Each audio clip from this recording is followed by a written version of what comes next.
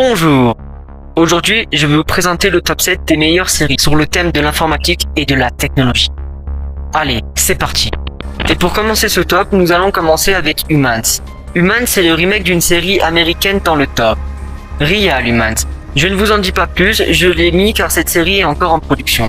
Actuellement 2 saisons, la 3e arrive bientôt, mais je préfère tout de même la version originale. À la 6e position de ce top, nous retrouvons Halt and Catch Fire.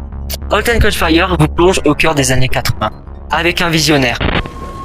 Ce n'est pas l'ordinateur le but. C'est juste le truc qui nous permet d'atteindre le but. Un ingénieur. Personnel n'est, comme tous les ordinateurs, qu'une boîte remplie d'électronique et de fils. L'IBM, l'Altair, l'Apple II, tout ça c'est la même merde. N'importe qui peut acheter ce matériel dans le commerce. C'est ce qu'on appelle l'architecture ouverte. Pour faire simple, IBM n'est propriétaire d'aucune des pièces qui sont dans leur bécane. Et une prodige des systèmes informatiques. Ouais, c'est pas un code. Comme tu peux le voir, j'essaie de décider si on doit faire cette multiplication pour pouvoir s'aligner sur les limites du système octal. Alors, mon instinct me dit, et je suis sûre que tu seras d'accord, que on peut shifter à gauche d'un bit et ajouter 3 zéros à droite, ce qui est plus rapide et donne la même chose sur l'accumulateur 286, mais... Je sais pas, j'adorerais entendre tes idées. À eux trois, ils confrontent leur invention et innovation contre des géants de l'époque. Leurs relations sont alors mises à rude épreuve, entre convoitise, jalousie et crise d'ego. Cette série vous fera passer un très bon moment. Actuellement, il n'y a que 4 saisons, mais pour notre plus grand plaisir, la 5e ne devrait pas tarder.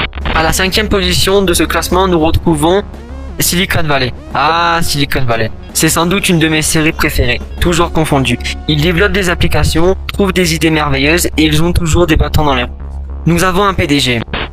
Donc juste pour être clair, tu es d'accord avec le fait que je refuse un contrat qui te ferait gagner $1 million net, c'est ça? Un meilleur ami un peu à l'ouest. Désolé. Allô? Vraiment? C'est Dan? Ouais, non, attendez. Et un actionnaire.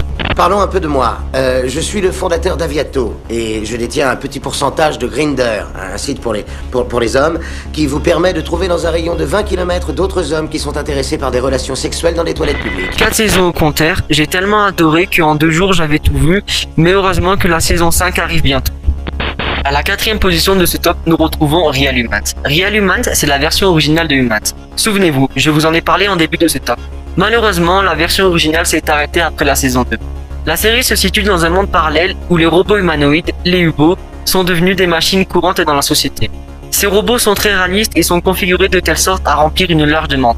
S'adaptant à tous les besoins humains, de la simple tâche ménagère à des activités plus dangereuses, voire illégales, la société semble en dépendre.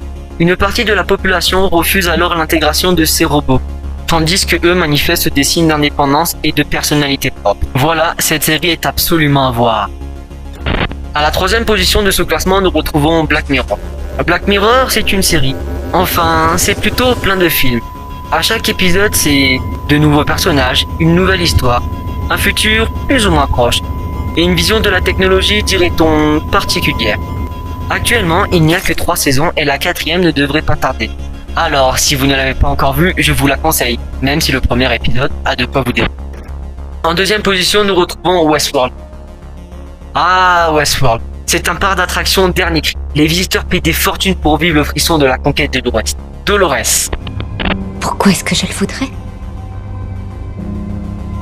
Leur perte. Cette douleur.